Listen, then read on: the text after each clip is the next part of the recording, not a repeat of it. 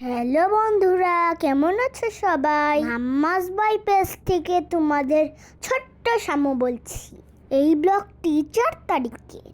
ঈদের ছুটিতে স্কুলে এবার অনেক বন্ধ পেয়েছি, তাই একটু রিল্যাক্স হওয়ার জন্য চলে গেলাম কক্সবাজার।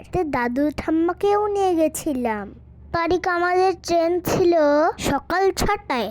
ভোর ভোর ঘুম থেকে উঠে রেডি হয়ে বের হয়ে পড়লাম লাপুল রেল স্টেশনের উদ্দেশ্যে লাঞ্চ করার জন্য। আবার আমরা বাসার থেকেই নিয়ে গিয়েছিলাম। ট্রেনে অনেক মজা করতে করতে গিয়েছি সবাই একসাথে। দুপুর 3টার দিকে চটক এক্সপ্রেস ট্রেনটি কক্সবাজার স্টেশনে এসে পৌঁছালো। কক্সবাজার স্টেশনটা যে এতই সুন্দর ছিল, না দেখলে বুঝতেই পারতাম না। আমি যতগুলো স্টেশন দেখেছি তার মধ্যে কক্সবাজার স্টেশন বেস্ট ছিল। কিছু ছবি আর শ্যুট না করে পারলামই না। পাওয়ার হাউসের গেস্ট হাউসে উঠেছিলাম। রুমে এসে আমি ফ্রেশ হয়ে বের হয়ে যাচ্ছি বিচে যাব বলে। আমার তো খুব আনন্দ লাগছিল, কখন বিচে যাব।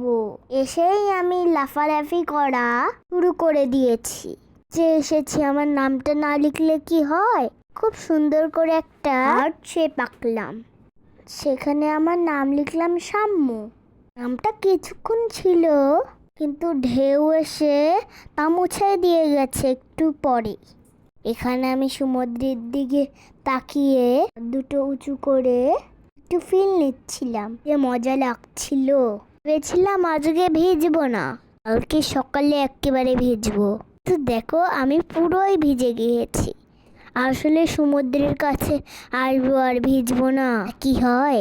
আমি খুব ভালো সময় এসেছিলাম, সানসেটটাও দেখে ফেলেছি। বিচে কিছুক্ষণ ঘোরাঘুরি করে চলে গেলাম রাতের ডিনারের জন্য।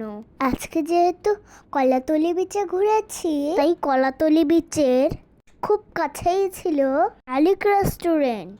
রাতের ডিনারটা সেখানেই সেরে ফেললাম। রেস্টুরেন্টটা অনেক সুন্দর করে ডেকোরেশন করা ছিল। এখানে একটা দোলনাও ছিল, কিন্তু এসেই আগে দোল খেয়েছি। রান্নার প্রত্যেকটা সেকশন আলাদা আলাদা ভাবে সাজানো ছিল।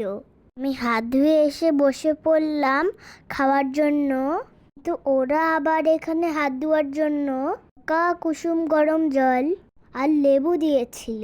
আমার তো খুবই ভালো লাগছিল। বিভিন্ন রকমের ভর্তা আর মাছ দিয়ে আমি ভাত খেলাম। খাওয়ার পরে আমরা একটু চাও খেয়েছি। বাইরে বারবিকিউ